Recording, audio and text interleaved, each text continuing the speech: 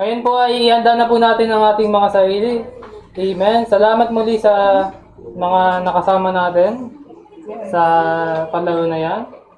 So, patuloy lang po tayo na nakaka-attend ng daily devotion natin. Amen. Ngayon po ay umpisa na po natin ang ating hapon sa pag-aawitan. Amen. Tayo po tayong lahat. Painitin pa po natin ang hapong ito. Amen. Umawit po tayo na may buong sigla. Awitin po natin, The Love of God. Amen. Amen.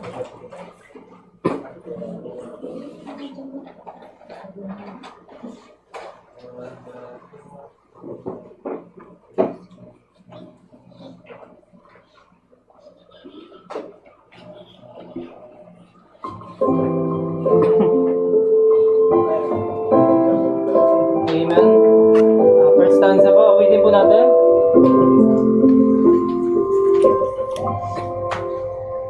The love of God is greater far than thine or man can ever tell. It goes beyond the highest star and reaches to the lowest man. The guilty prayer bowed down with care, God gave His Son to win. His every child He reconciled and pardoned from his sin. O love of God, how rich and pure, how measureless and strong, it shall forevermore endure. The saints and angels song. Every time shall pass away, and earthly thrones and kingdoms fall. When men who refuse to pray on rocks and hills and mountains fall, God's love so sure shall still endure, how measureless and strong, giving grace to Adam's race, the saints and angels song. O love of God, how rich and pure, how measureless and strong, it shall forevermore endure, the saints and angels song. Could we relieve the ocean field, and where the skies of parchment lay, and every star fall into wind, and every man must cry by day, to write the love of God above would drain the ocean dry, nor could the scroll contain the whole, though stretched from sky to sky. O love of God, how rich and pure, how measureless and strong, it shall forevermore endure, the saints and angels song. Forevermore endure, the saints and angels song. Amen po. Ayan, umaki pa po tayo ng isa pa pang awitin. Amen. Kanina po, di ba, naawit po natin ang patungkol sa pagmamahal ng Diyos. Ngayon po ay umawit naman tayo patungkol sa biyaya ng Diyos. Amen. Wonderful grace of Jesus. Amen. First stanza.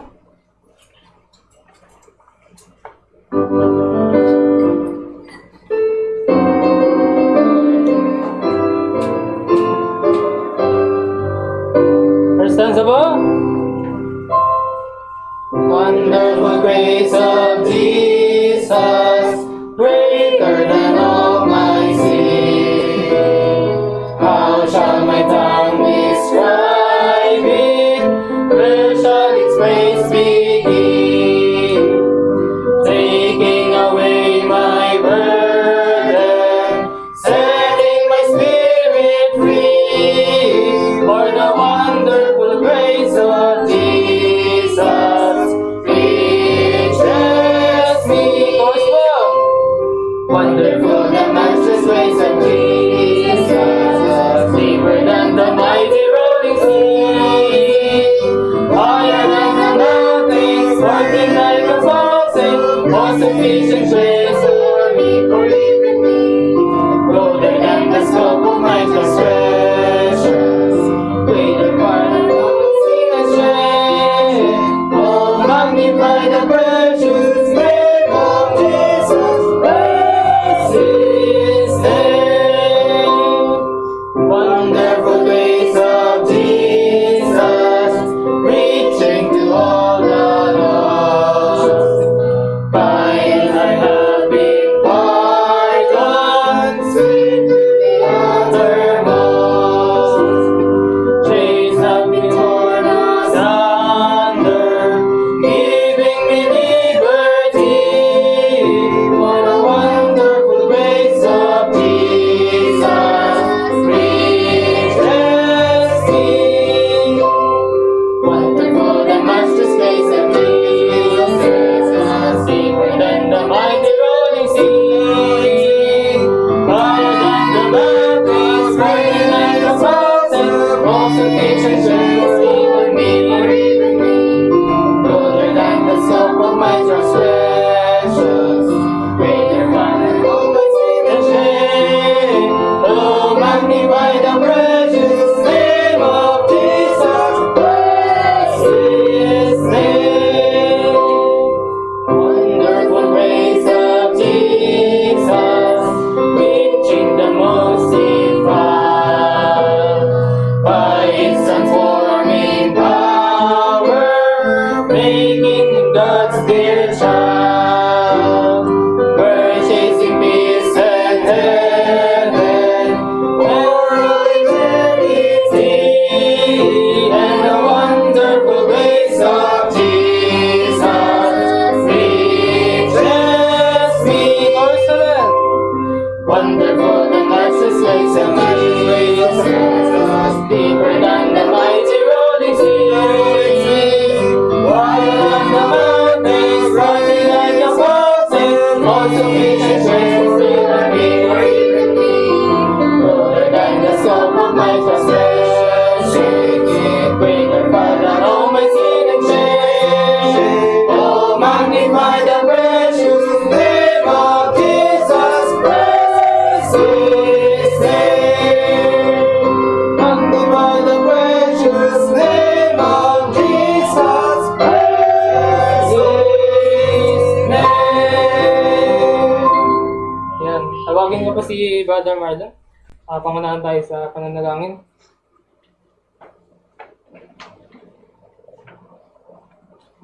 Magandang hapon po sa ating lahat. Let's pray, Lord. Salamat po sa araw na to na kami po ipinagsama-sama niyo, Panginoon, upang makinig ng inyong salita, Panginoon, sa kanya-kanyang tahanan, Panginoon. Kami po ay nagpapasalamat sa pang-araw-araw po ninyong pag-support po sa aming mga pangangailangan, Panginoon, sa physical at sa spiritual, Panginoon. Muli, pinapasalamatan ko po, Panginoon, nawa ikaw na po ang siyang bahalang gumabay po sa amin sa pang-araw-araw po, Panginoon. In Jesus' name we pray. Amen. Amen. Amen. Gusto niyo pa po bang umawit? Amen. Amen. Umawit pa po tayo ng isang awitin. Ayan. Amen. The mission. Napakalaga ng mission. Amen.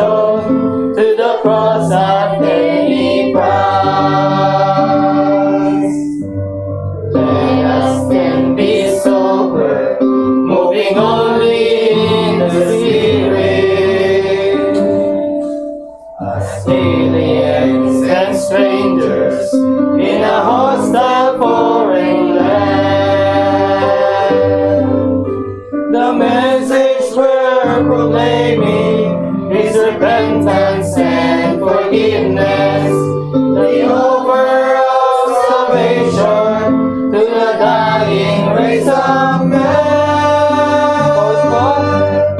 To love the Lord our God is the heartbeat of our mission, the spring from which our service overflows. Across the streets all around the world, the mission still the same, proclaim and live the truth in Jesus' name.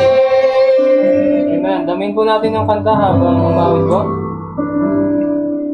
As the candle is consumed by the passion of the flame, stealing light unsparingly throughout the dark and room. Let us burn to know Him deeper, then our service flaming bright will radiate His passions and blaze with holy light. To love the Lord our God is the heartbeat of our mission, the spring from which our service overflows. Across the streets all around the world, the mission still the same, proclaim and live the truth in Jesus' name.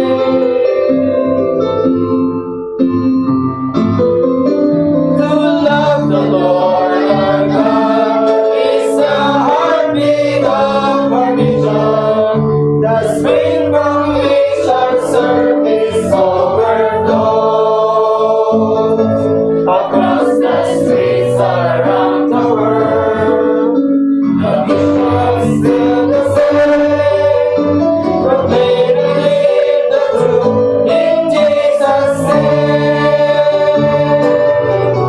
To love the Lord our God is the heartbeat of our mission, the spring from which our service overflows.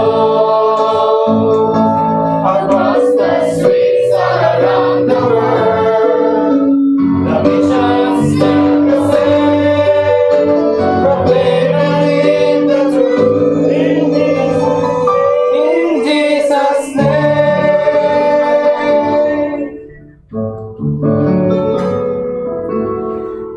To love the Lord our God is the heartbeat of our mission.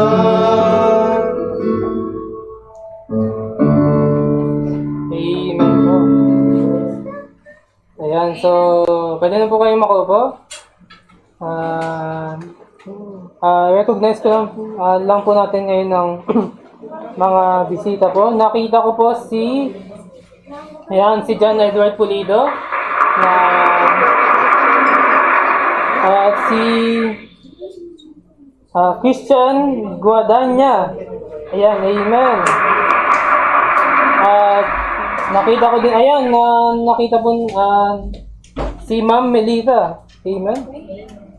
At ayan, si Ma'am Rina Niabla. Amen. Mga bisita natin. So ngayon po ay makakapakinig po muna tayo ng mga natatanging bilang. Ayan.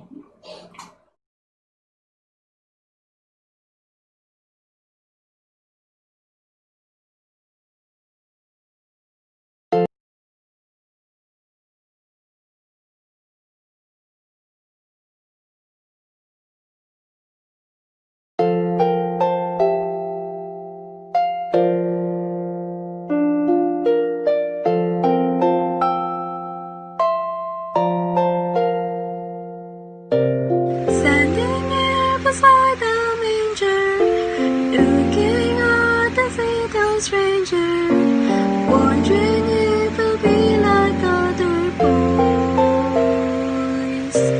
Looking down across the world, knowing there will be some sorrow, I still know it brings 10,000 joys. 10,000 joys. Sweet Son of God, you came to me, and my heart sings, because I know that you are mine. In you I find 10,000 joys. Enough to last through all the years, and joy to shine through all my tears. 10,000 joys.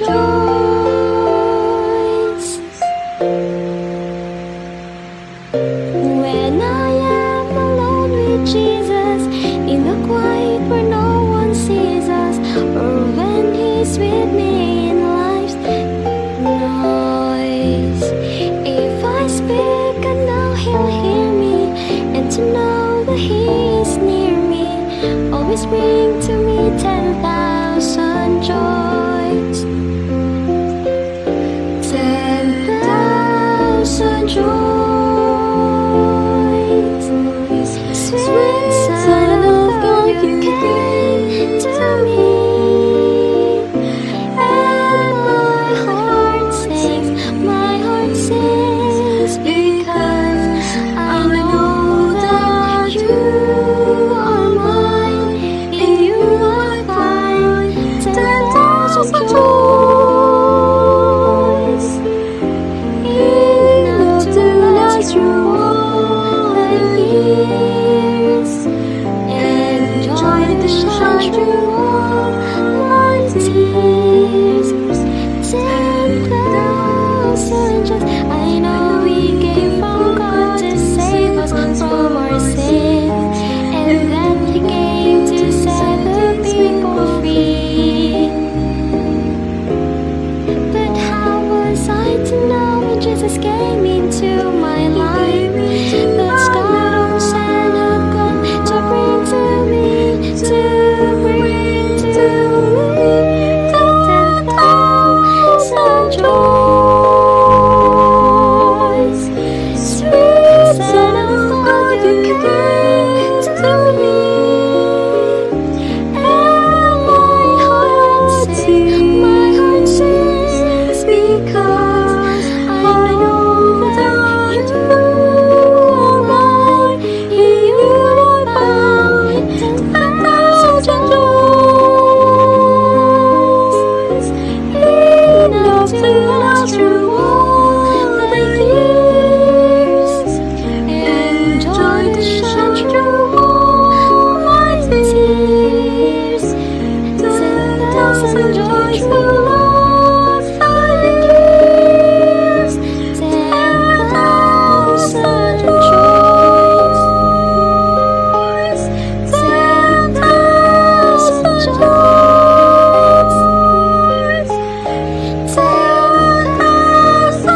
10,000 joys.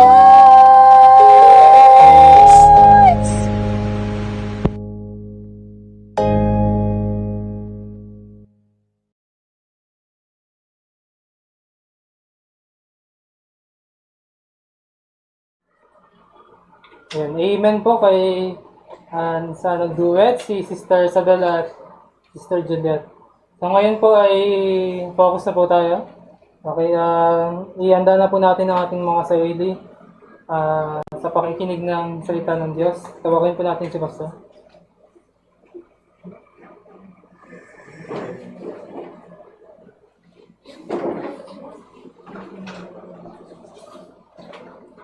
Amen. Magandang hapon po mga kapatid. Ready na po ba kayong matuto ngayong hapon? Okay, now ay saan yung Bible ko dito? Tayo po ay magbukas na ating Biblia sa aklat po ng 2 Timothy. 2 Timothy chapter 3 tayo, verse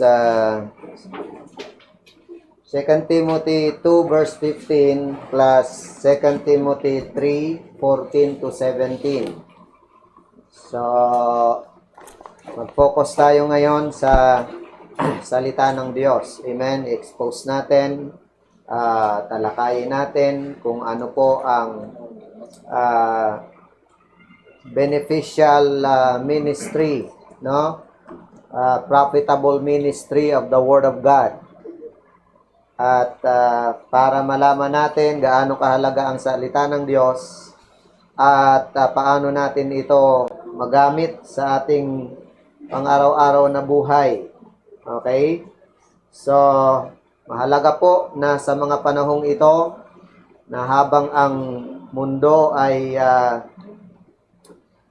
pasama ng pasama at ang mga nangyayari sa ating paligid ay lumilinya na doon sa mga Bible prophecies, ay ngayon naman mas lalong sumabay tayo dapat at tayo ay mas lalong magmahal sa mga katotohanan ng salita ng Diyos.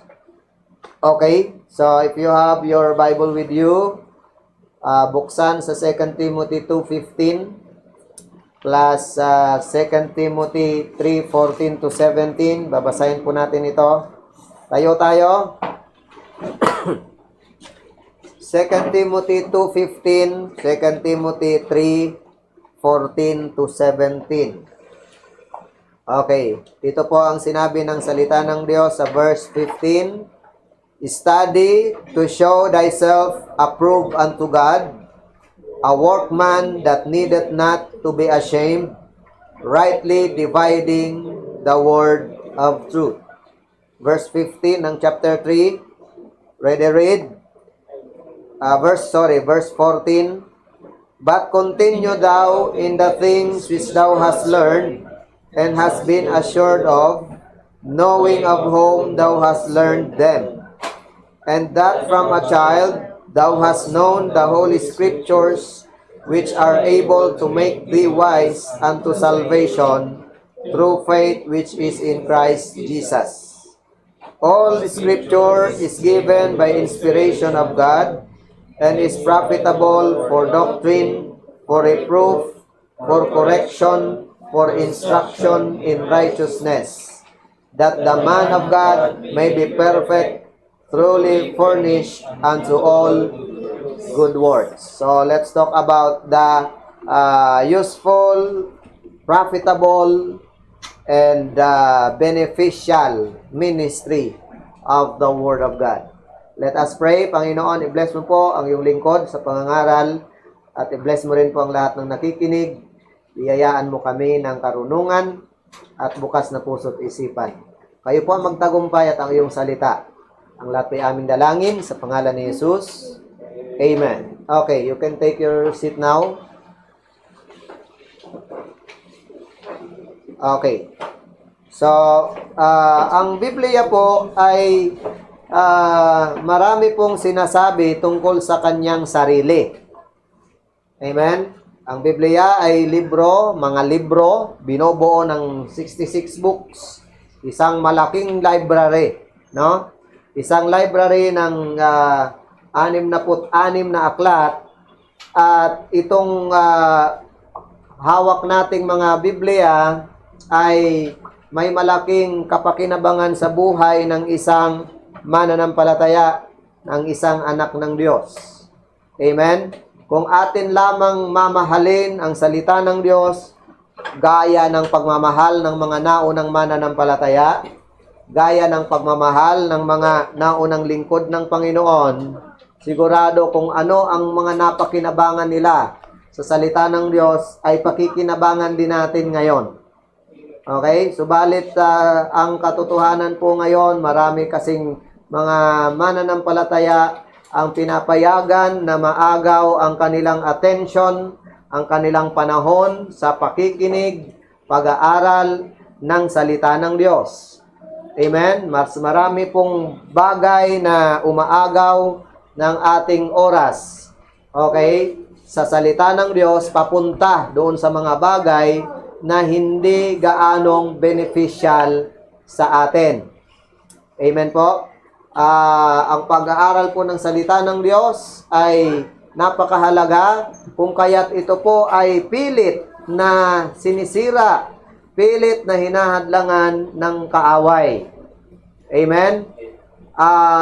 Alam ng kaaway na ang pagkatuto natin sa salita ng Diyos ang magdadala sa atin sa malalim na relasyon kay Kristo at sa malalim na paglilingkod sa Kanya. Kung kaya't sa pag-aaral pa lang, hinahadlangan na yan. Okay? So, pero ang sinabi ni Apostol Pablo dito sa verse 15, na dapat patunayan mo. Okay? Dapat ipakita mo sa harapan ng Diyos na approve ka.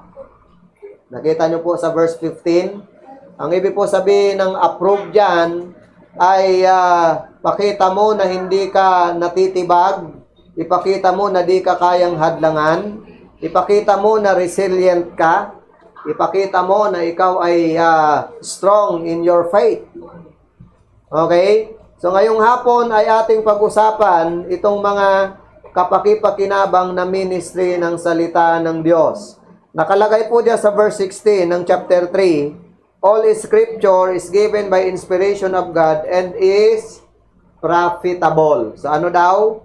Profitable. Ang word pong profitable, ibig sabihin niyan ay useful or full of profit. Okay? Saan ka makakita ng libro na full of profit, maliban sa Bible?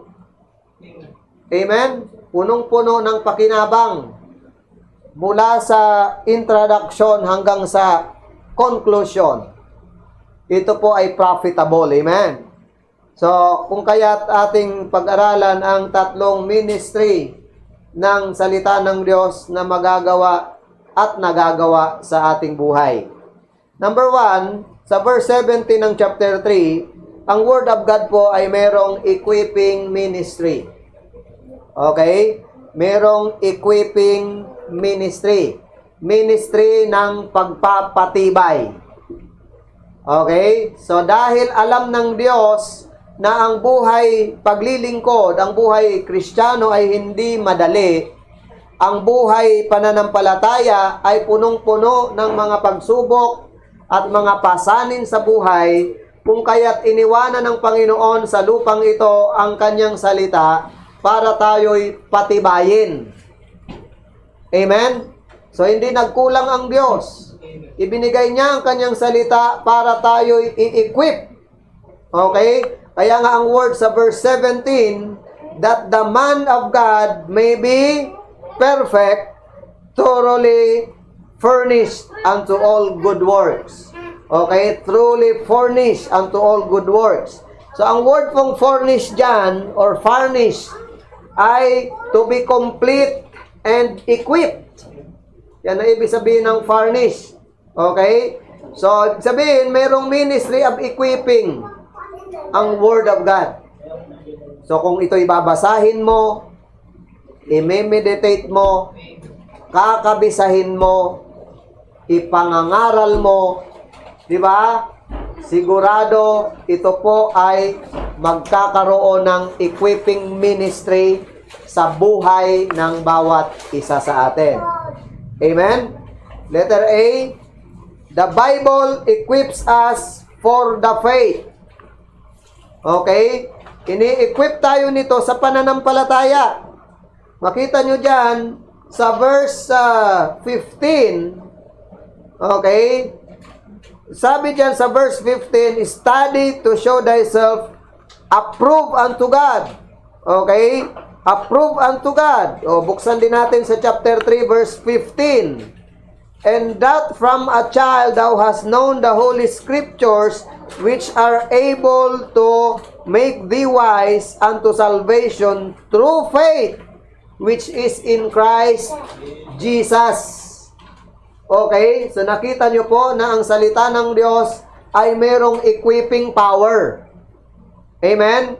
Ini-equip nito ang ating pananampalataya. Romans chapter 10 verse 17, sabi doon, for faith cometh by hearing, and hearing by the word of God.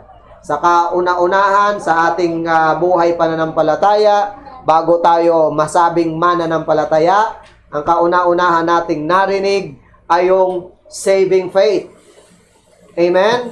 Na mayroong nagturo sa atin na tayo'y makasalanan, na nangangailangan ng kaligtasan. Okay? At itinuro sa atin ang salita ng kaligtasan. Alam nyo po, ang Bible, pag itinuro sa iyo ang gospel, malalaman mo sa pamagitan ng mga talatang binubuksan ang kondisyon natin bilang makasalanan. Amen? Malalaman natin sa pamagitan ng banal na kasulatan, kapag itinuro ang ebanghelyo, yung ating condemnation.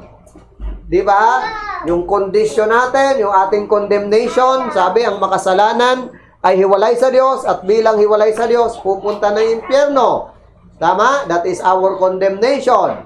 At sa pagitan din ng ebanghelyo, ng salita ng Diyos, na itinuro sa atin, specifically tungkol sa kaligtasan, nalaman natin ang conversion. Okay? So yung ating condition, condemnation, and conversion, lahat ng yon ay narinig natin nung tinuruan tayo ng ebanghelyo ng kaligtasan. Amen po? Kaya pagtapos mong makapakinig, ang sabi ay, ikaw ay nagkaroon ng faith. Okay? At ang faith na yon ang nag-save sa'yo. Amen po ba? So kaya napakahalaga, no? Na ang tao, magmula sa ating mga magulang hanggang sa mga anak, hanggang sa mga kaapu-apuhan, ay mashiran sila ng salita ng Diyos. Wala pong nasisave, walang naliligtas na makasalanan na walang narinig na salita ng Diyos. Amen po? Importante po yan. Sabi ni Apostle Paul, paano naman sila mananampalataya kung di naman nila narinig? Paano naman sila makakarinig kung walang mangangaral? Paano naman sila makakapangaral kung hindi sila sinugo? Okay? So, kaya experience yan ng mga nagsasabing sila ay saved na. Kaya nila ikwento.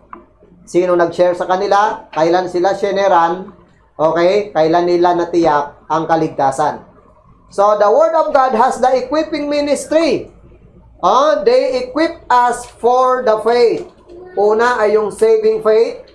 Okay? Pangalawa ay yung serving faith. So, hindi huminto. Amen? Pagtapos mong masave, tinuruan ka sa magitan ng tuloy-tuloy mong pag-attend, sa magitan ng tuloy-tuloy mong pakikinig, tinuruan ka na ang save pala nagsiserve. Amen? Hindi tayo na-save para paglingkuran, kundi na-save tayo para maglingkod. So, Bible din ang nagturo niyan. Salita ng Diyos din ang nag-equip sa atin sa paglilingkod. So, hindi lang saving faith, kundi serving faith. 2 Timothy 2:15, kaya ang word dyan ni Paul is study to show thyself. So, dito, inutosan ni Paul si Timothy na mag-aral. Amen? Ang word na aral dyan, study, ang ibig sabihin ay to be diligent, okay, or to labor. Ibig sabihin, sinasabi ni Paul kay Timothy na mag-spend si Timothy ng time sa pakikinig, pag-aaral ng salita ng Diyos, upang sa gayon, kapag marunong na siyang mag-aral ng salita ng Diyos, hindi lang magbasa, kundi mag-aral. Iba yung magbasa sa mag-aral, amen? Kapag marunong ka na mag-aral ng salita ng Diyos, kaya mong i-divide ang truth. Sabi niya, no, rightly dividing the word of truth. Amen po? Diyan naliligaw ang maraming tao. Yung pag nabasa, akala niya yun na yung kahulugan, tapos ipipreach na, tapos i-a-apply na hindi naman pala yun ang context. Okay? Si Paul ay tinuruan niya si Timothy, sinabihan niya si Timothy na mag-aral ka ng salita ng Diyos, patunayan mong subok ka para makayanan mong ma-divide ang salita ng Diyos. Ibig pong sabihin ng rightly divide dyan, yan po ay surgical term. Yan yung mga term ng doktor na ang ibig sabihin to make a straight cut. Okay? Di ba? Pag mag-o-opera ang isang surgeon, di ba? Pag uoperahan niya, si Janjan, operahan niya ng surgeon. Oh. Diba? Surgeon. No? Siya ay merong tangtay nung siya ay baby.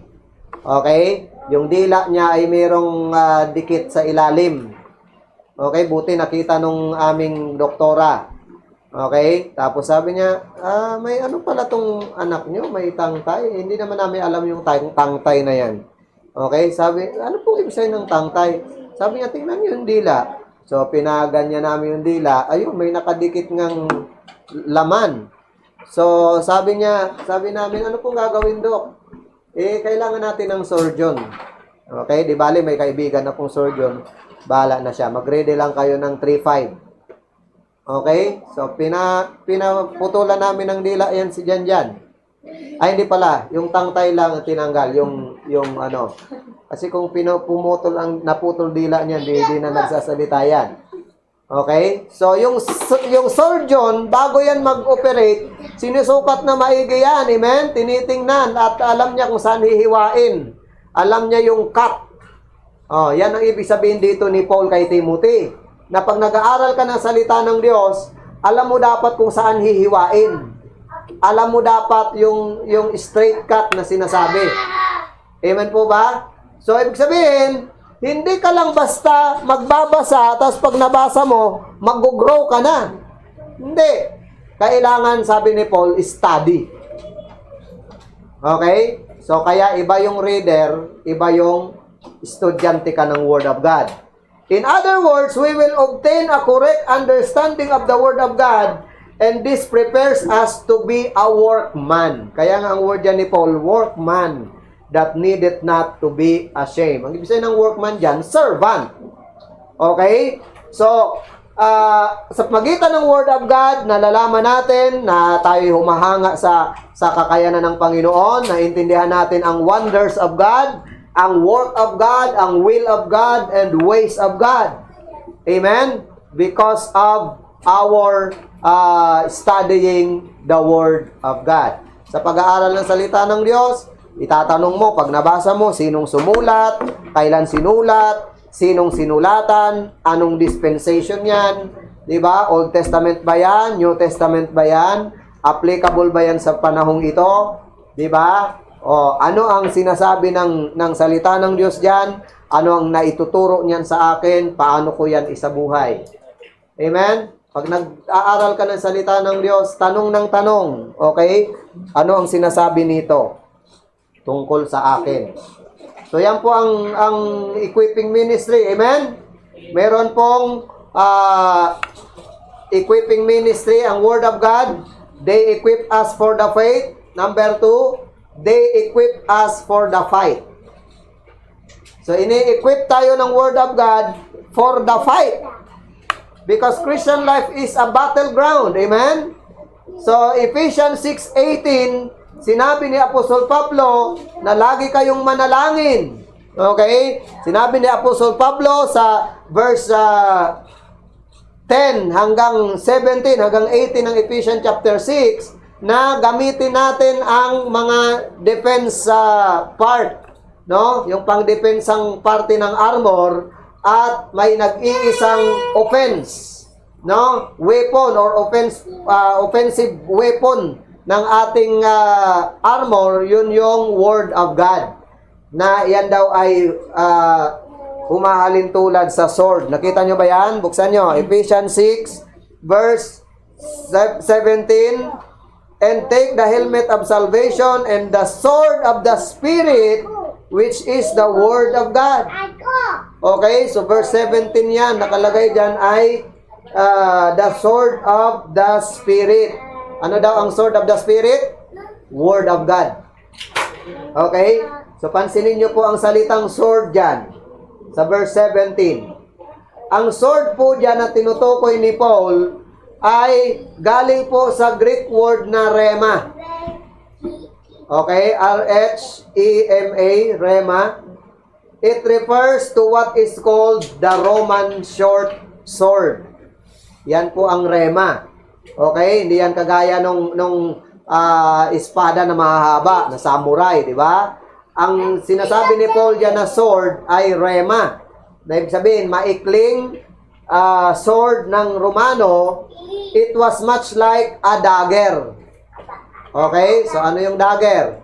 Alala nyo yung pinatay ni Ehud si Eglon? May gamit siyang dagger. Okay? Tapos, nung sinaksak niya si Eglon, ay talagang binaon niya doon sa pinakailalim ng tiyan ni Eglon, ang taba ni Eglon.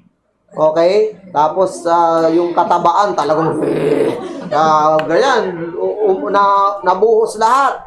Di ba? Patay si Eglon.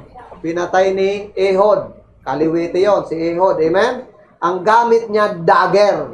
Old Testament yon. Amen? Yung tinutukoy dito ni Paul na rema ay Roman dagger.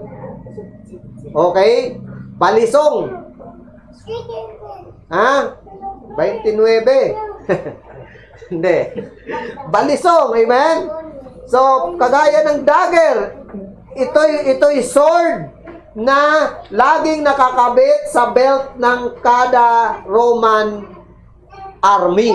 Pag Roman army ka, sa gilid ng iyong belt, nakakabit yung rema. Ibig sabihin, kaya mo itong dalhin kahit saan ka pumunta. Okay? Ito'y magagamit mo sa maraming bagay. Pwedeng magamit mo sa pag-ready ng pagkain. Pwede mong magamit sa hand-to-hand combat. Diba? Pwede mong magamit. Basta nakatago lang yan. Amen? Hindi kagaya ng samurai na nakadisplay talaga. Ibig sabihin, kung itong tinutukoy ni Paul na rema ay word of God, di ba? Sabi diyan, the word of God ay rema, ibig sabihin, effective at profitable sa isang Kristiyano na laging may dala ng verse. Laging may dala na word of God. Amen? Kaya kailangan nag-study ka ng word of God. Amen? Baka mayroon pa sa inyo nahihiyang mag-Bible.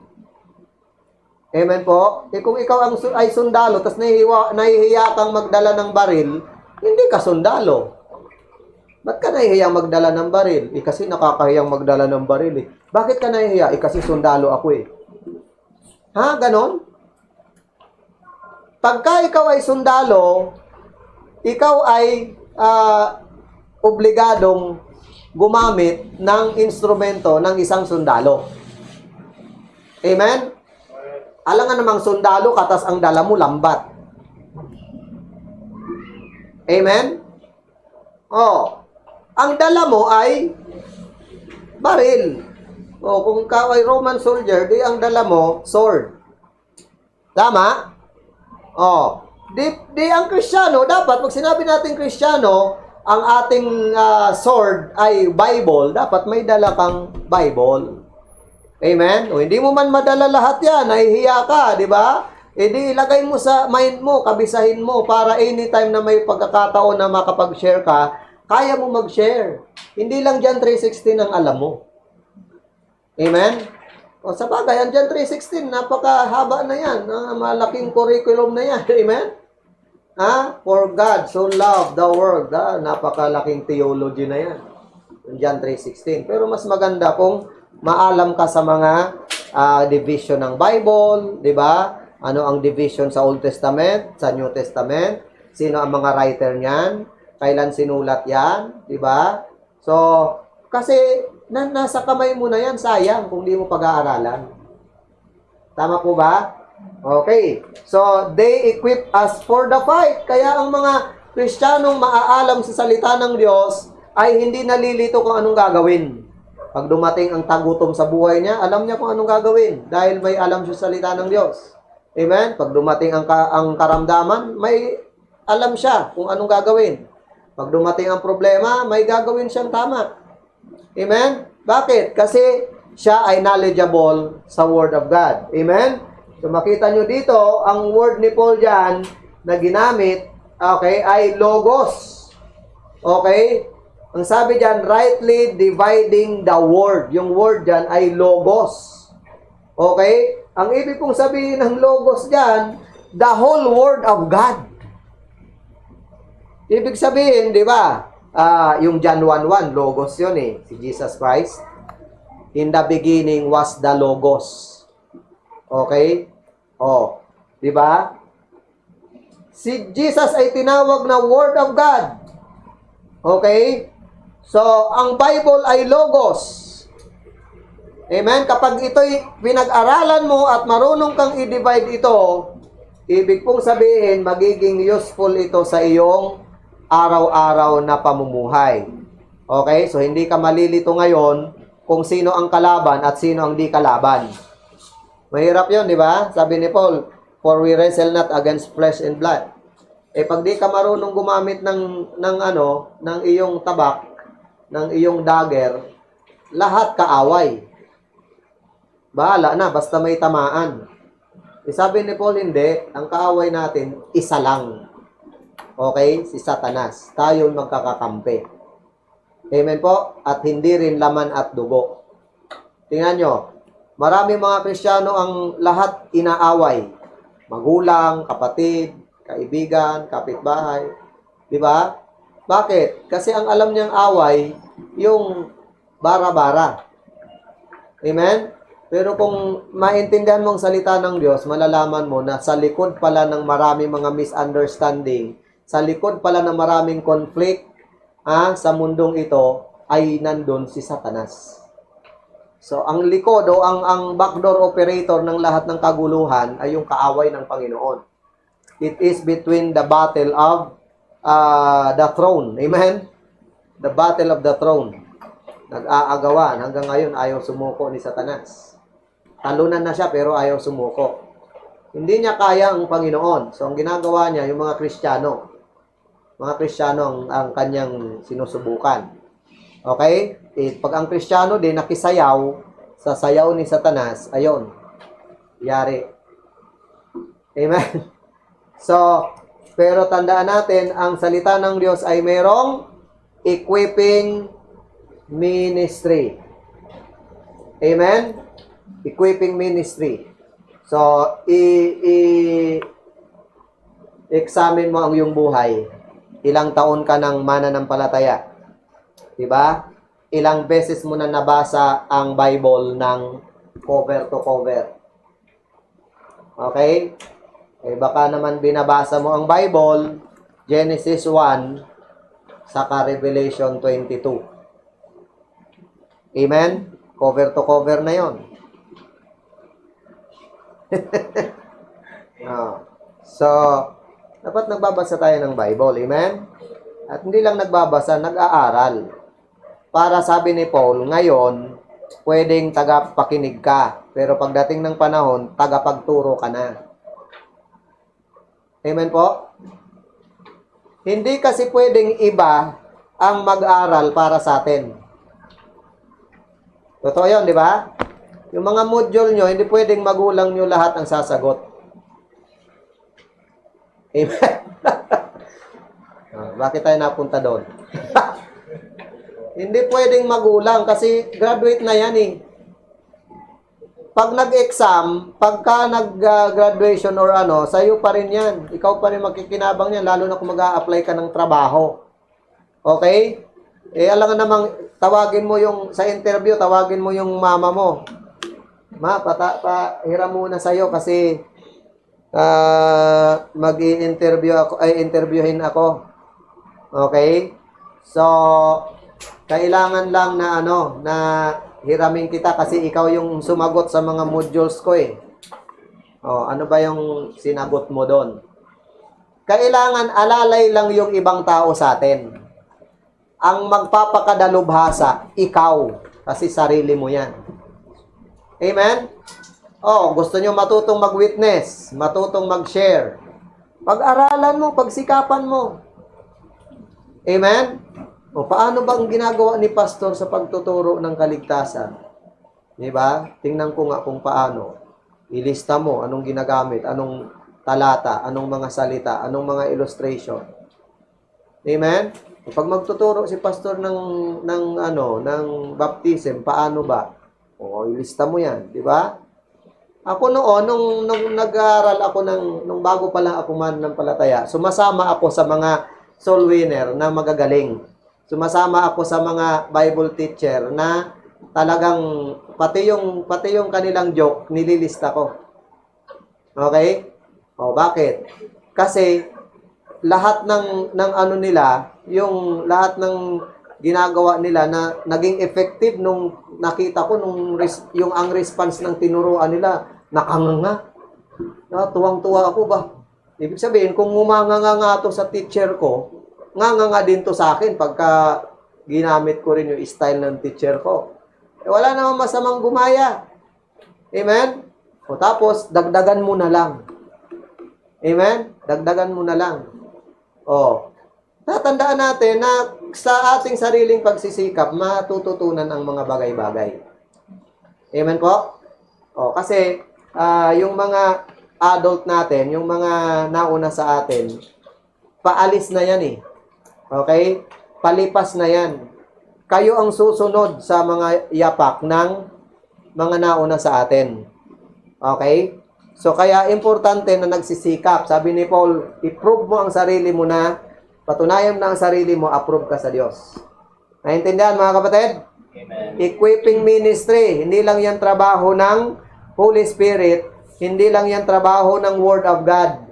Trabaho mo rin yan na magpailalim ka sa kapangyarihan ng Word of God at i-welcome mo ang Word of God sa buhay mo. Hello? Okay. Number 2, ang Word of God ay merong enabling ministry. Hindi lang equipping, kundi enabling ministry. Balikan natin ang ating text. 2 Timothy 3:15 saka 17. Ang sabi diyan, and that from a child. Tingnan mo si Timothy. Kilala siya ni Paul. From a child, sabi niya, thou hast known the Holy Scriptures. Okay? Kaya malaking advantage ang mga bata pa nakakarinig na ng preaching. Nakakarinig na ng Word of God. Amen? Bata pa, nahahasa nyo na sa salita ng Diyos. Bakit? Ito si Timothy, kaya effective na pastor to kasi bata pa siya. From a child, sabi niya, thou hast known the Holy Scriptures, which are able to make thee wise unto salvation through faith which is in Christ Jesus. So, merong enabling ministry. Ang sabi diyan, kaya siya nitong gawing wise. Wow! Nakakapatalino pala ang Word of God. Mali pala yung naririnig ko noon na ang Bible ay nakakabaliw. Mali pala yon. Ang sabi ni Paul, ang Bible ay nakakapagpatalino. Amen? Oh. So, meron siyang enabling ministry. Yung mga dating weak, yung mga dating unable, ngayon ay able na. Amen? So, letter A, they enable us to grow. Because of the Word of God, ang ating faith, ang ating service, ang ating relationship sa Panginoong Jesucristo ay nag-grow. Okay? Sabi sa 3:15 ay from a child, okay? Si Timothy, alam niya na ang Word of God na ginawa siya nitong wise. We are told here sa verse 15 that the Scriptures have the power to make us wise. The word means, yung wise, to teach or to have understanding. Yan ang ibig sabihin ng wise. Okay? Sabi ng mga nag-aral, yung mga eksperto, 30 minutes lang daw per day na pag-aaral ng Word of God sa loob ng 10 years. Yan nyo 30 minutes per day for 10 years yields the equivalent of a Doctor of Philosophy degree. So, 30 minutes a day sa loob ng 10 years, ka-equivalent mo na ang Doctor of Philosophy degree. O, di tama yung sinasabi ni David sa Psalms 19 verse 7. Okay? Buksan nyo po. Psalms 19 verse 7. Okay? Nandiyan na ba kayo? Ano sabi sa Psalms 19 verse 7? Sabi niya, the law of the Lord is perfect, converting the soul. The testimony of the Lord is sure, making wise the simple. So yung mga simple lamang, because of the word of God, sila'y naging wise. Again, buksan nyo ang Psalms 119. Tingnan nyo ang sinasabi dito tungkol sa salita ng Diyos. Okay? Buksan nyo po sa verse 97, 119, 97 hanggang 19 o hanggang 100. Okay, nandiyan na ba kayo? Psalms 119, 97 to 100. Ang sabi niya, "Oh, how love I thy law. It is my meditation all the day." 98. Thou through thy commandments hath made me what? Wiser than mine enemies, for they are ever with me. Sabi ni David, ang mga kaaway ko laging nandyan. So, pero ako'y naging mas matalino kaysa sa kanila because of your word. Para kay David, na pag-isip-isip niya, ang kaaway di naman nawawala, lagyan ko to ng diskarte. Kung di sila mawawala, magpapakatalino ako. Amen. Tingnan niyo sa 99. I have more understanding than all my teachers. Pambihira, Nalampasan niya pa sa talino yung kanyang mga teachers. For thy testimonies are my meditation. Again, verse 100. I understand more than the ancients, because I keep thy precepts. So, nakakapagpatalino pala ang Word of God, amen? Meron siyang enabling ministry. Amen? Ako nga natututo akong mag-English because of the Word of God Amen? King James pa. Old English. Amen? Isipin mo, mag-share ka sa isang college graduate. Pag nag-share ka, gumamit ka ng mga Old English sa King James, hindi maintindihan. Nasamantalang college graduate. Amen? Bakit? Sasabihin nila, hindi namin kasi napag-aralan yan Di ba? So, sabi ni David dito, nakakapagpatalino ang Word of God higit pa sa iyong guro. Okay? Pero alam nyo ang malungkot? Nakakapagpatalino pala, pero bakit ang daming umiiwas dyan, Ang daming ayaw sa Bible. Diba? If you will get the seed of the Word within your heart, God will water it, and it will bear fruit, and you will grow. So they enable us to grow. Amen? Kaya ng salita ng Diyos na tayo ay palaguin. Kaya nga ang word na furnish sa 2 Timothy 3:17. Okay? Ito po ay passive voice. Okay? Ibig pong sabihin nito, kapag ka ikaw ay naglalaan ng oras sa salita ng Diyos, okay? Naglalaan ka ng panahon sa pag-aaral ng salita ng Diyos, ang mangyayari sa iyo magiging totally diba? Equipped, totally furnished, okay? At handa ka, ready ka to every good work. Sa Psalms 1 verse 2, ang sabi ay, but his delight is in the law of the Lord, and in his law that he meditate day and night. Amen? Kaya nga ang tanong sa atin, kung ang Word of God ay kaya tayong i-enable para mag-grow. Ang tanong, gaano ka karaming oras ang nilalaan mo sa Bible? Gaano karaming oras ang nilalaan mo sa Facebook? Gaano karaming oras ang nilalaan mo sa trabaho? Gaano karaming oras ang nilalaan mo sa tulog? Gaano naman ang karaming oras ang nilalaan mo sa Bible? Amen? So, sipin mo, kapag hindi ka natuto pala ng salita ng Diyos, amen, ay pwede kang malito, pwede kang maligaw, okay, at maging stagnant ang buhay Kristiyano mo. Amen? Pwede mong i-claim kasi, I believe the Bible from cover to cover. Amen? Pero di ko pa siya nabasa from cover to cover. Kaya pag sinabing buksan natin sa aklat ng Judith, naghahanap ka rin. Amen? Okay? Sa aklat ni Bel, the dragon. Bel and the dragon. Okay?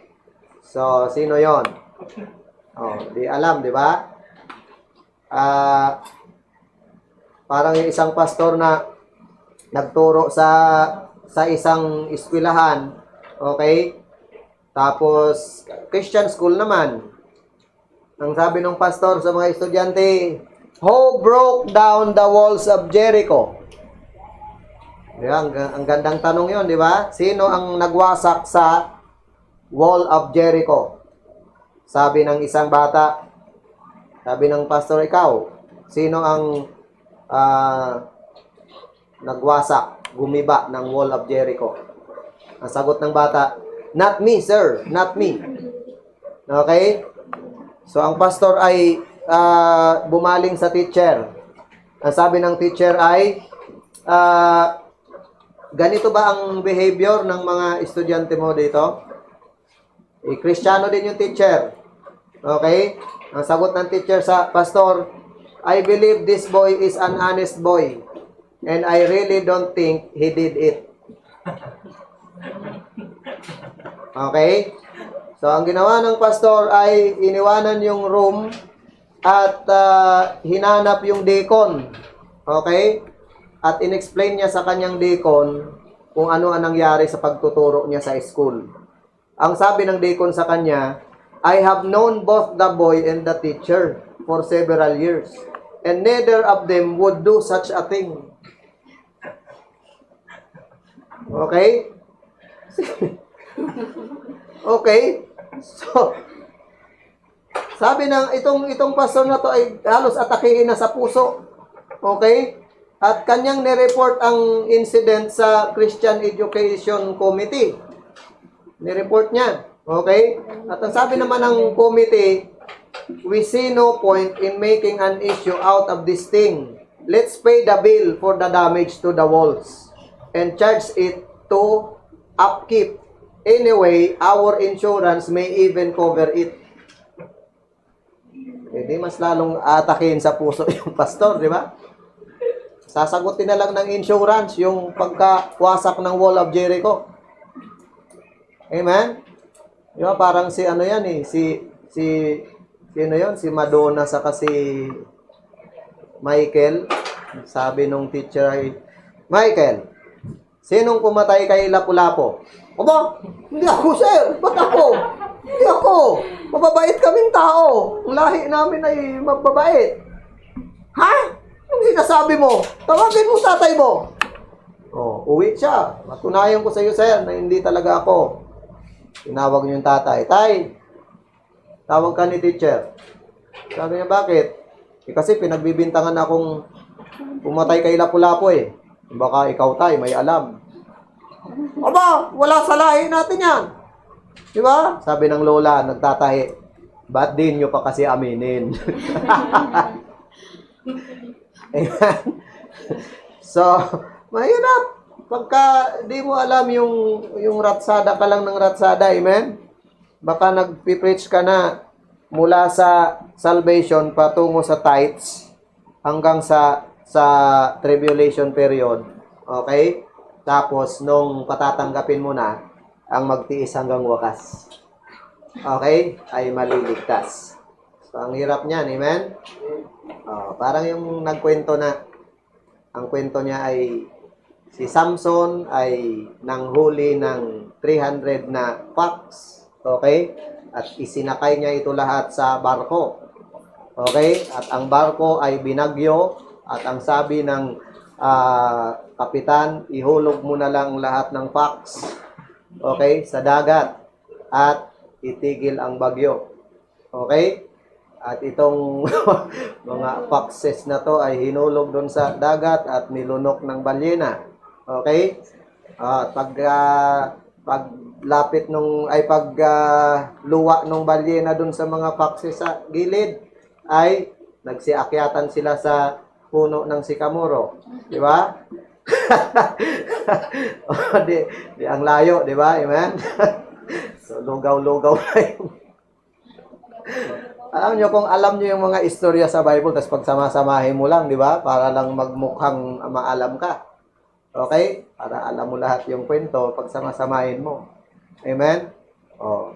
Parang nagluto ka ng ng gulay na lahat ng alam mong sangkap. Lahat naman yan, naluluto eh. O di, pagsama-samahin mo. Asukal, asin, bitsin, kamatis, sibuyas, bawang, luya, lahat pinagalo-halo. Okay? So, nung kinain mo na, sira yung tiyan mo. Amen? They enable us to grow. Number 2, they enable us to go. Okay? The Word of God gives us all the tools we need to go to work for the Master. The Bible teaches us about God's works. Okay? Sipin mo ang hina-highlight ng Bible, pag ikaw ay nag-o-observe, yung mga gawa ng Diyos. Amen po? Oo, hahanga ka sa mga gawa ng Diyos. What He is doing around us. Pangalawa, hina-highlight ng Bible ang God's will. Ano ang kalooban ng Diyos? Ano ang gusto ng Diyos sa atin? Pangatlo, hina-highlight ng Bible ang God's ways. Kung paano niya maa-accomplish ang kanyang kalooban sa atin. So, pagka ikaw ay knowledgeable sa mga bagay na yan, pag humayo ka, di ka mahihiya. Bakit? Kasi yung mga bagay na yan ay ginawa kang enable. Okay? So, sabi nga, hindi daw tinatawag ng Diyos ang mga able. Okay? Kundi yung mga tinawag niya, ini-enable niya. Okay? God did not call the able or the qualified, but He qualifies the called. Amen? So kahit able ka, pero hindi ka willing, wala yan. Okay? Pero pag willing ka, kahit di ka able, okay, bibigyan ka ng Diyos ng kakayanan. Amen po ba? Kung ikaw, halimbawa, maganda ang boses mo, di ka magamit sa pagkanta, gagamitin ng Diyos yung hindi maganda ang boses. Amen? Para mapahiya ka. Tama po ba? Para wala daw magyabang sa harapan ng Diyos. Amen po? Oo, gagamitin ng Diyos ang hindi able. Kasi ang Diyos kaya niyang magbigay ng magandang boses sa isang tao, magandang kakayanan sa isang tao. Kahit nga daw yung bato, kaya niyang lagyan ng bibig para umawit. Amen? So yung ating mga kakayanan pala ay baliwala kung di mo gagamitin sa Diyos. Amen? So God has the ability to enable us through His Word. Kaya may enabling ministry yan. Panghuli, an enlightening ministry. So, ang Word of God ay merong enlightening ministry. Sa verse 16, tingnan nyo po. Balikan natin ang 2 Timothy 3:16. Sabi diyan, all scripture is given by inspiration of God and is profitable for doctrine, for reproof, for correction, for instruction in righteousness. Alam niyo po ba yung process of revelation or yung pagdating ng Word of God sa isang tao? Ano ang proseso? Meron pong tatlo. Okay? Merong tinatawag na revelation. Pangalawa ay inspiration. At pangatlo ay illumination. I-explain ko sa inyo. Ang Bible, para mapunta sa tao, una, nire-reveal ng Diyos yung gusto niyang ipasulat. Okay? Kaya nagkaroon ng Bible, ito ay revelation ng Diyos sa mga writer. So, ang una ay revelation. Sinasabi ng Diyos ang kanyang nasa puso mula doon sa unang tinawag niya magsulat o sa simong sesyon. Amen? Hanggang sa umabot yun ng more or less 40 writers. Lahat ng kakayanan nilang pagsusulat, iba-iba man ng background. Amen? Galing sa Diyos yung revelation. O, ikaw Pedro, ito ang isusulat mo. Kagaya ng 4 Gospels.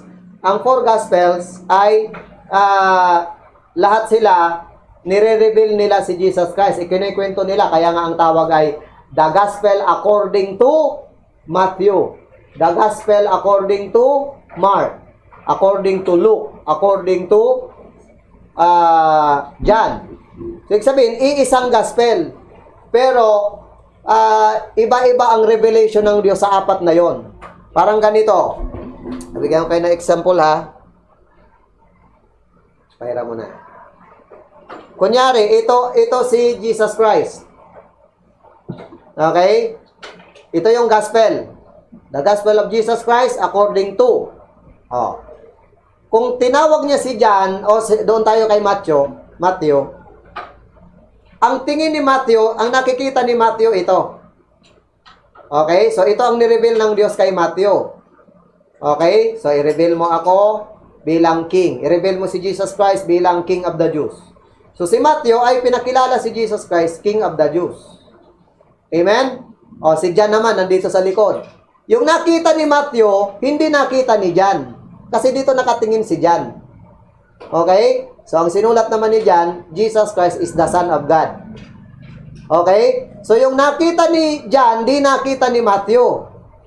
Okay? Yung nakita ni Matthew, hindi nakita ni John. O, ito si Luke naman, dito. O, so hindi kita ni John, ay ni Luke yung nakita ni John at nakita ni Matthew. So, may sarili siyang nakita. Ito si Mark dito. So, 4. Iisang gospel, pero 4 na presentation. Matthew presented Jesus as King of the Jews. Okay? Mark presented Jesus as servant of Jehovah. Luke presented Jesus as Son of Man. John presented Jesus Christ as the Son of God. Amen? Tapos nung i-present, 1 gospel. The gospel according to ganito. Amen? Pero ang maganda, dahil iisa ang nag-reveal, Diyos lang ang nag-reveal, hindi sila nagkukontrahan. Hindi sila nagkukontrahan. Hindi man nakita ni Matthew yung nakita ni John, pero hindi sila nagkukontrahan. Bakit? Kasi nag-co-combine sila. Okay? Silang lahat ay nagko-complement sa isa't isa. Bakit? Kasi iisa ang nag-reveal sa kanila. Amen po? So, ganun ang proseso ng revelation. Okay? Nire-reveal ng Diyos sa writer kung ano ang gusto niyang ipasulat. Kaya nga si Jonah, magtataka ka. Sariling pagkakamali ni Jonah, ipinasulat ng Diyos kay Jonah. Kung ako si Jonah at magsusulat ako ng talambuhay ko, sasabihin ko ba?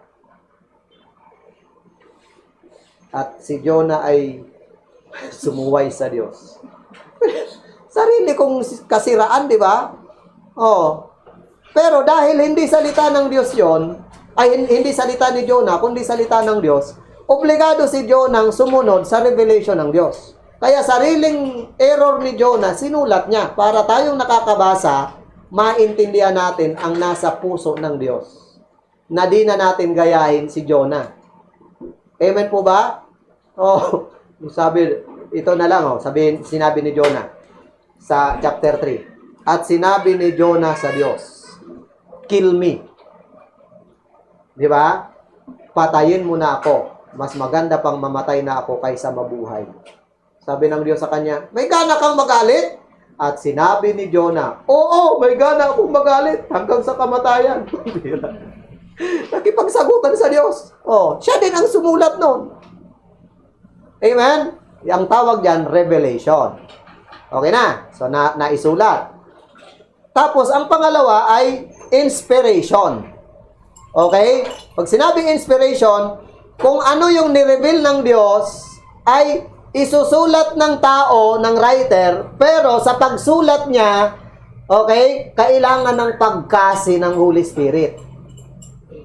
Amen? Kasi kung siya lang, di niya kakayanin.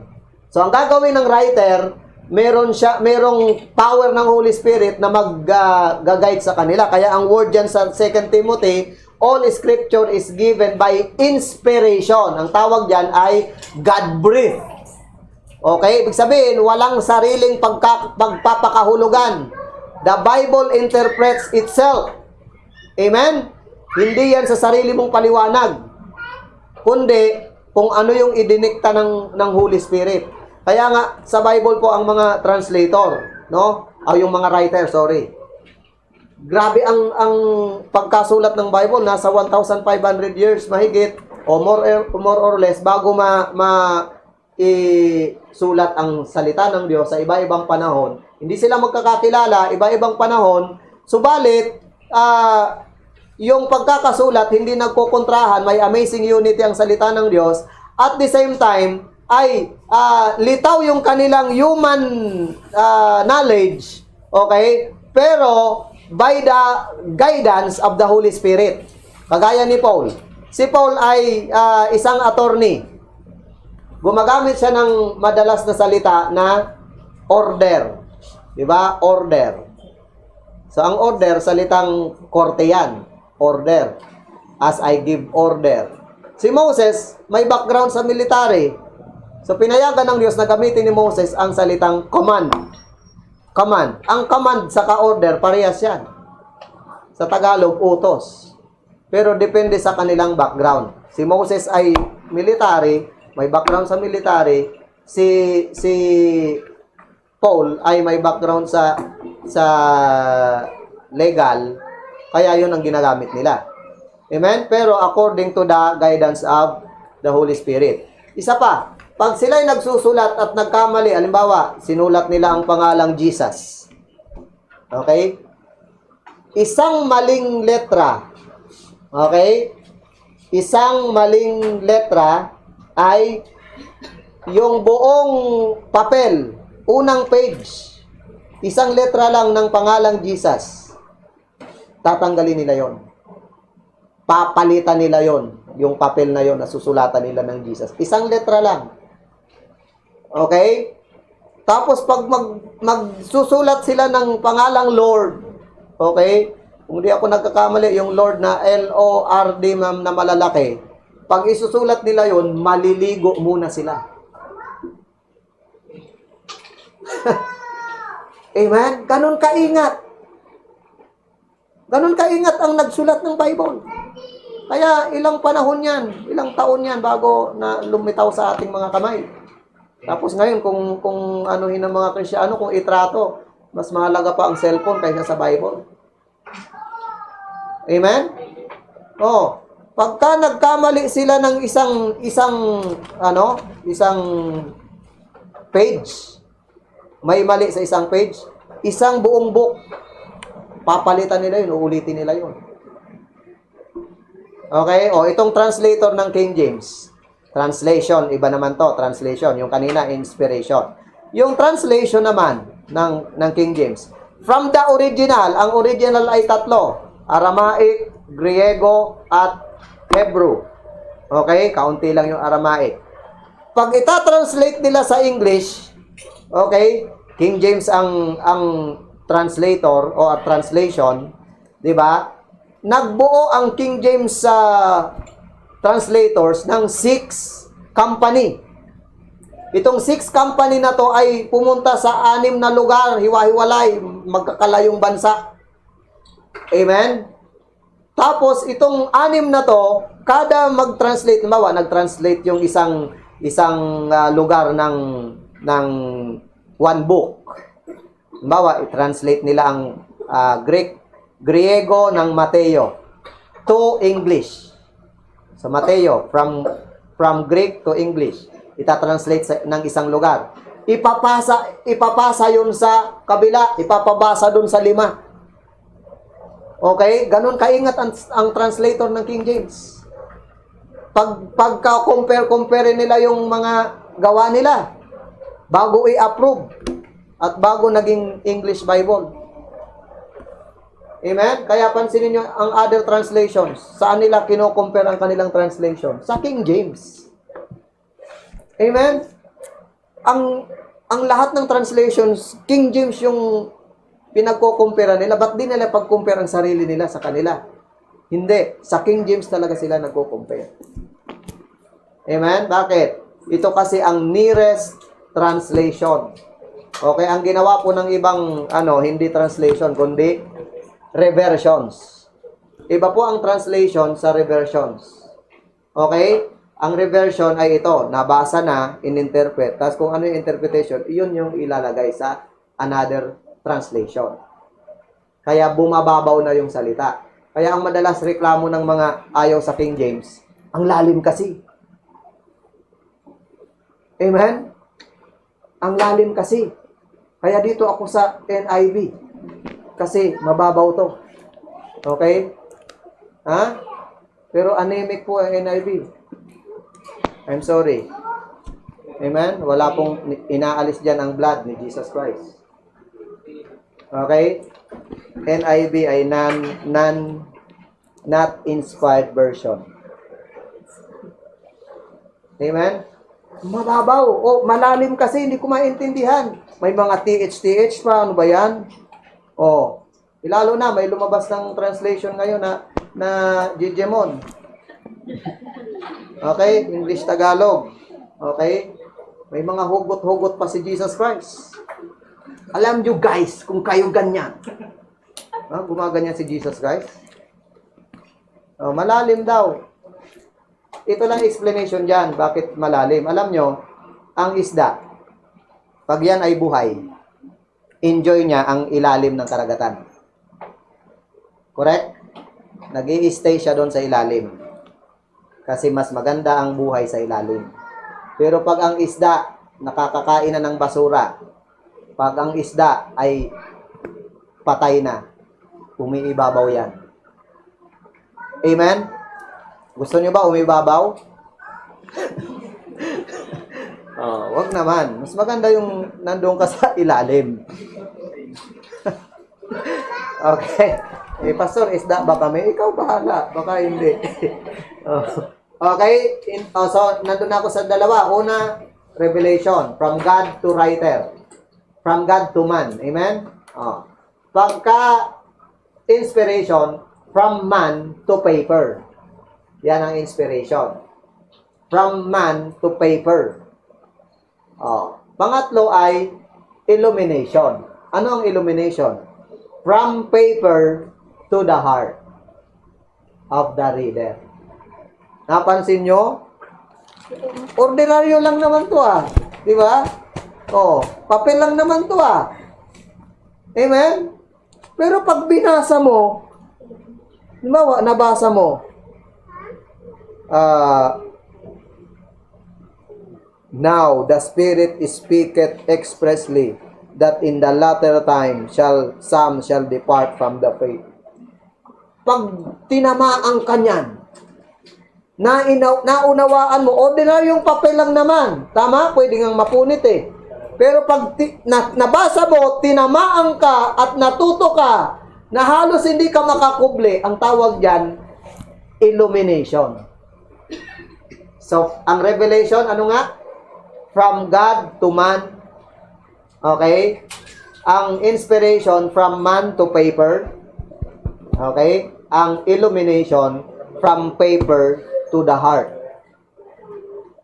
Kaya nga, yan yung faith cometh by hearing and hearing by the word of God. Yan ang sinasabi ni Paul kay Timothy. Ituro mo ang mga bagay na ito. Sapagkat sa magitan ng ginagawa mo, natutulungan mo yung iba. So, ang Bible pala ay merong enlightening ministry. Yan po yung illumination. Amen? Ini-enlighten tayo ng Word of God. Okay? Higit pa to sa lahat ng Word. Pagsama-samahin mo ang Word of Kings, Word of the Emperors, diba? Word of Satan, Word of man. Amen? Pagsama-samahin mo yan. Pero, i-compare mo sa salita ng Diyos, hindi yan mananalo. Kasi ang salita ng Diyos, it will stand forever. Amen. Amen? The Bible stands like a rock, undoubted with the raging storms of time. Amen?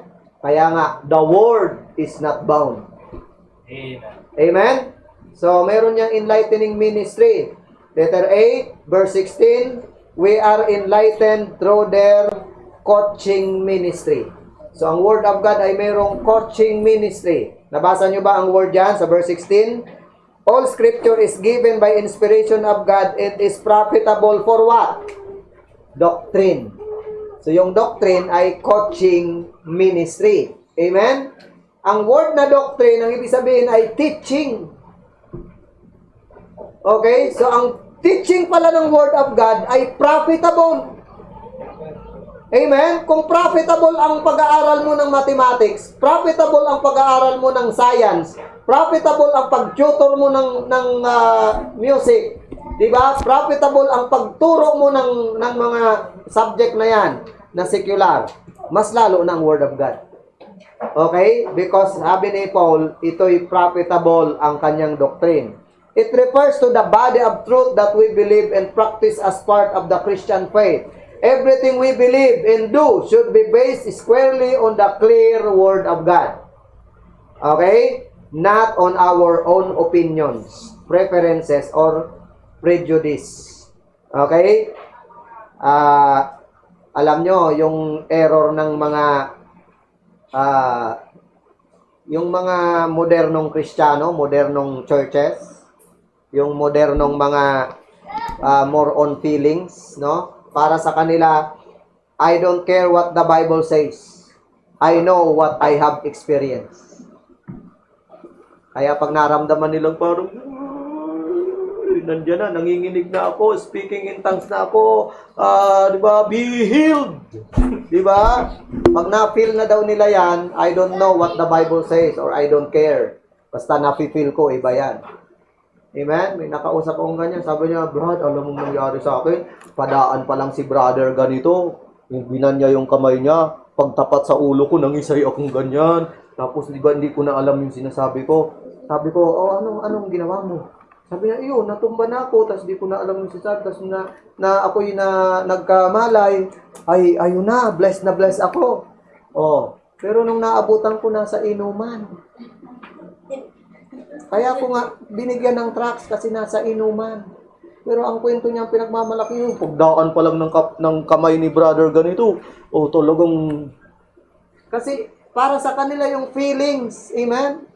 Yung feelings na wala, di baling wala na sa Word of God. Hindi na nakalinya sa Word of God basta napi-feel ko tama ito. Di ba? Oh. Hindi po ganoon. Amen? Ang feelings, ang ating sariling pakiramdam, pangunawa ay hindi pwedeng lumampas sa nakasulat sa salita ng Diyos. Iyan dapat ang basehan kung anong nakasulat. Pag hindi nakasulat, pag hindi yan ang turo, di ba? Hindi sinasabi ng Panginoon, kahit tayuan mo yung feelings na yan, di yan tama. Amen po? Ang pakiramdam po ay pabago-bago. Okay? Ang salita ng Diyos, wala ka pang pakiramdam, nandyan na yan. Naintindihan? O kaya pala, yung feelings na pag na-feel mong babae ka, babae ka. Pag na-feel mong lalaki ka, kahit babae ka. Amen? Oo, parang yung mga may liga kami na nung nakaraan nung wala pang COVID, meron kaming liga na 40 years old na mga pastor. Di ba? 40 years old lang yung pwedeng sumali sa basketball. Meron doon, 35 years old, gusto nang sumali. Di ba? Merong 38, gusto nang sumali. Tapos sabi, wag muna Brad, hintay ka munang mag-40. Sabi niya, hindi po. Di ba sabi ng Bible, what a man thinks in his heart, so is he. Di ba? Biruan lang naman yon. What a man thinks in his heart, so is he. So I think I am 40, therefore, pwede na ako. Wow, what a man thinks in his heart, so is he. Oh, di ba? Pag inisip mong 40 ka, di 40 ka na. Totoo ba yon? Hindi. Kung anong edad mo talaga, yun. Ganon din po ang Bible. Okay? Kung anong sinabi dyan, yun. So, merong coaching ministry. Pangalawa, we are enlightened through their chastising ministry. So, may ministry din pala ang Bible na chastising. Ang word ay reproof. Nabasa niyo yung reproof sa verse 16? The word reproof means to be convicted. So, it has the idea of putting something to the test. The Word of God will put your life to the test. Iti-test ka ng Word of God. Kaya pag mali sa salita ng Diyos, kahit gaano mo yang takpan, amen? Kahit paikot-ikutin mo yan, okay? At gamitan mo pa ng mga panapanahon, no? Dispensation ko, no? Sasabihin mo, iba na kasi tayo sa panahon natin. Hindi. Basta yan ay sinulat ng salita ng Diyos. Ikaw ang mag-adjust, hindi ang salita ng Diyos ang mag-a-adjust. Pastor, baka naman pwede.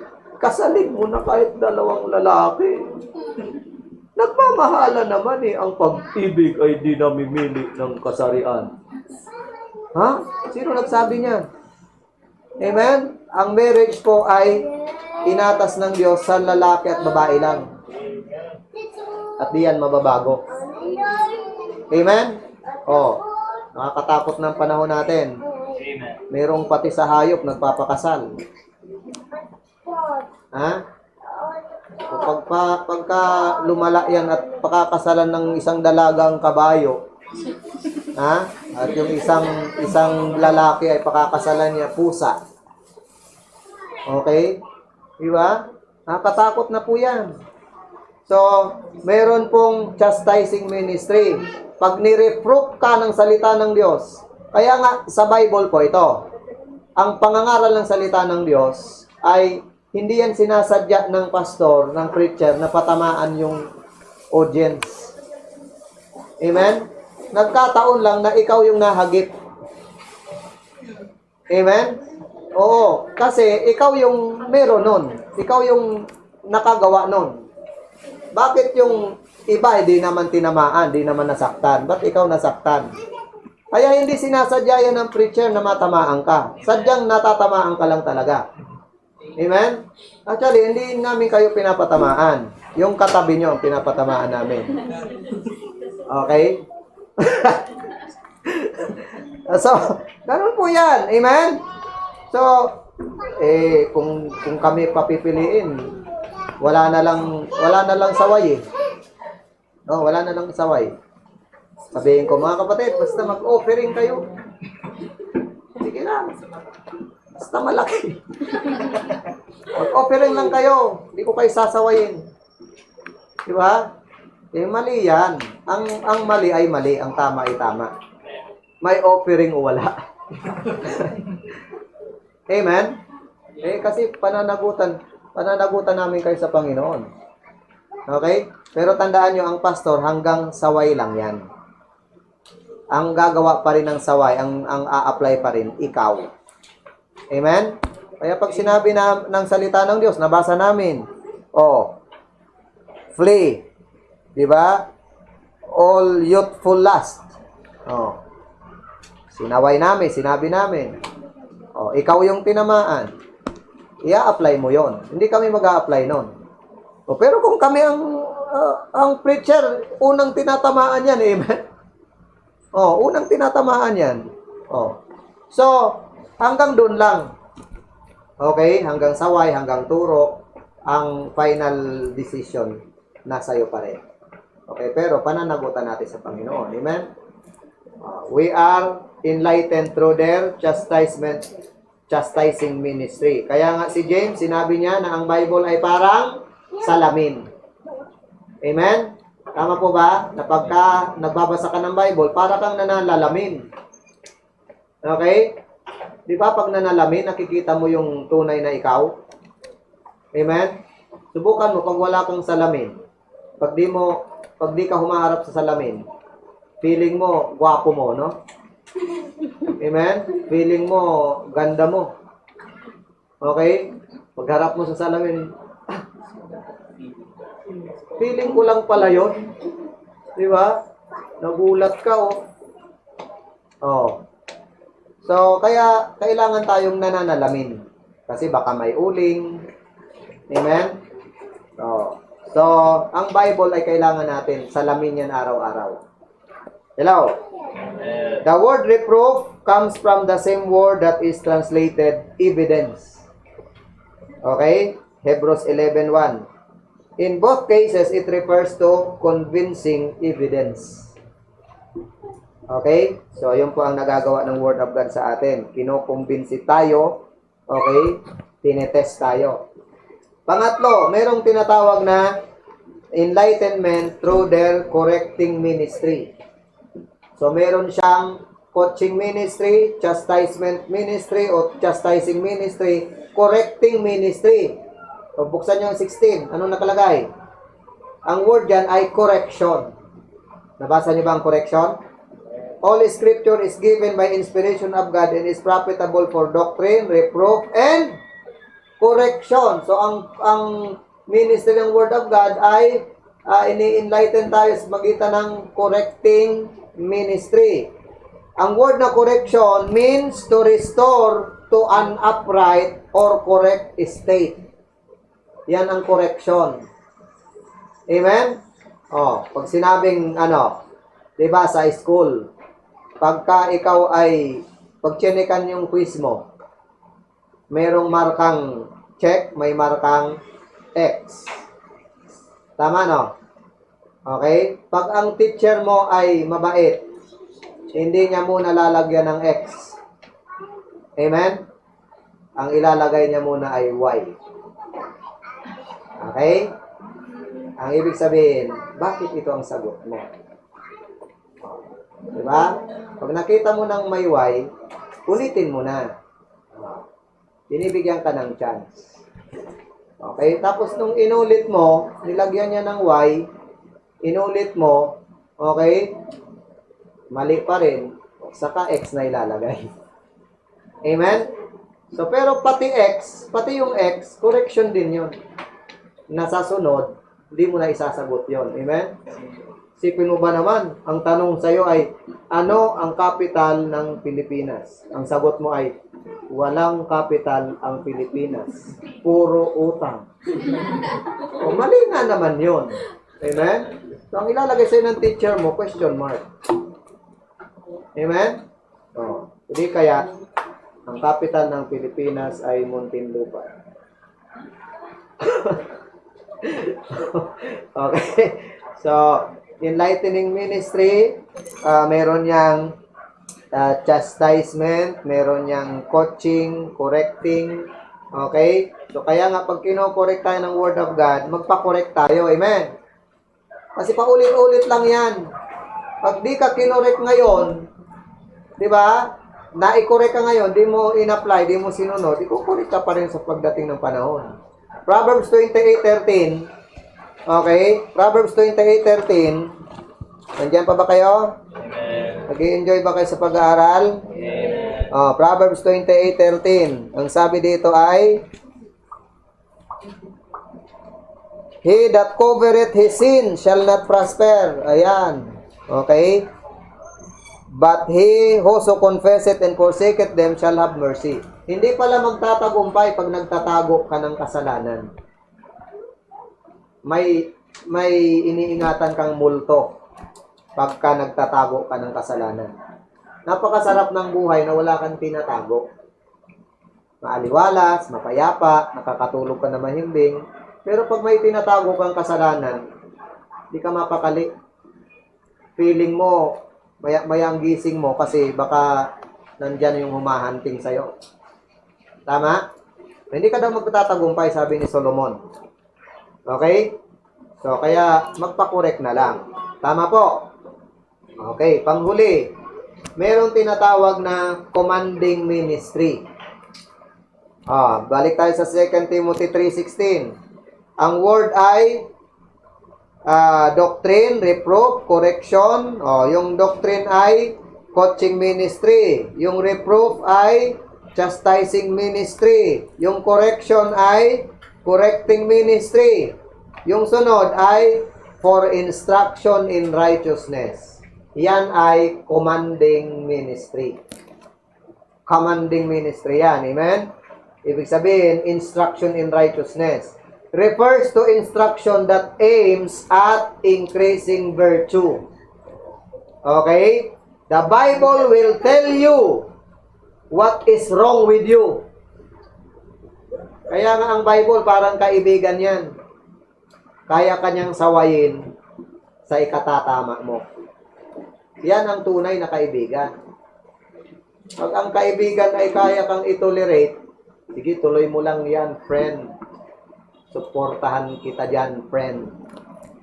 Okay? Oh. Ang tunay na kaibigan, sasabihin sa'yo, mali ka. Amen? Okay? It will tell you what is wrong with you. It will also tell you how to fix what is wrong with you. Yan ang maganda sa Bible. Amen? Kung ang Bible ay puro lang to paghatol, kawawa tayo. Kawawa tayo. Oh, bawa, uminto yung kapagkat ang kabayaran ng kasalanan ay kamatayan, tuldok. Patay ka na. Oh, buti may nakaldugtong na, ngunit ang kaloob ng Diyos ay buhay na walang hanggan sa pamamagitan ni Kristo na ating Panginoon. Amen? Amen. Oh, kung ang Bible puro ito condemnation, kawawa tayo.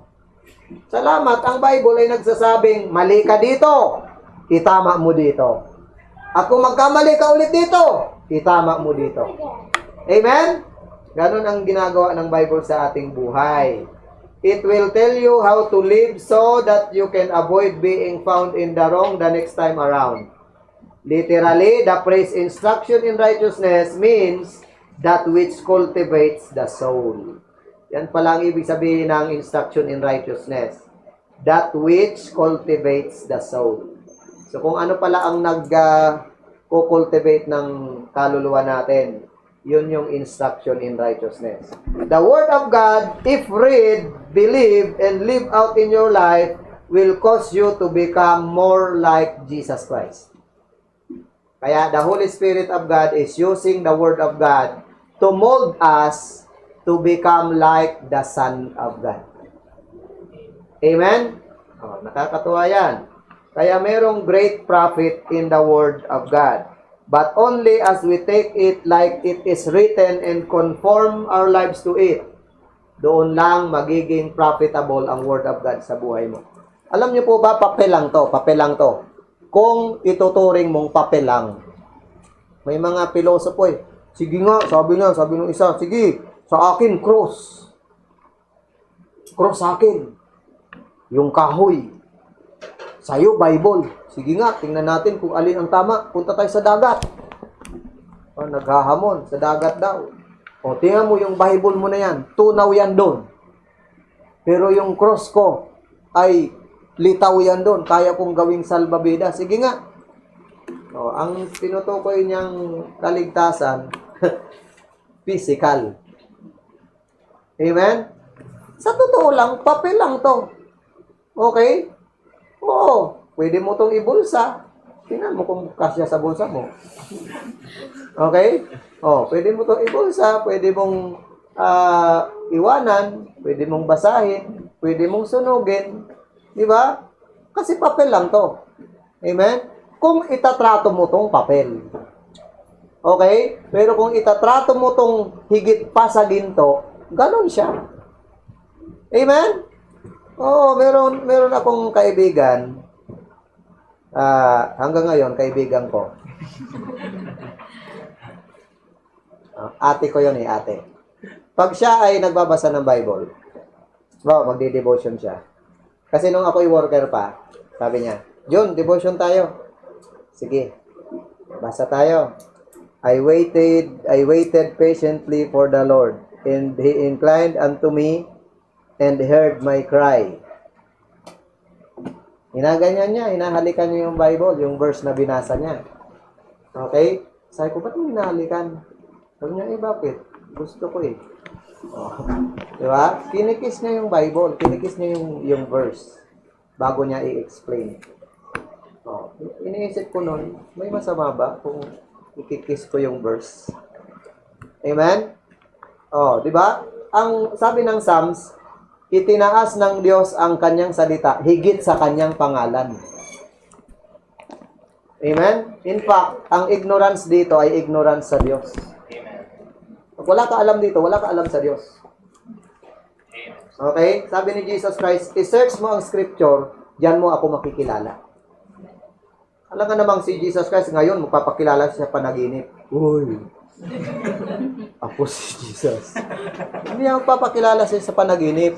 Amen? Sa sub-opera, naku, mas lalo. Amen? Sa Facebook, ha? I-share mo to, maka 100 kang share. May blessing ka bukas. Ha?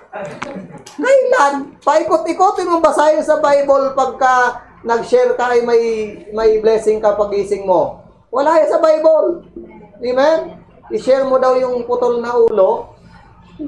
Diba? Tapos yung nakaraan, i-share mo yung duwende. Pag di mo daw i-share, may banta pa.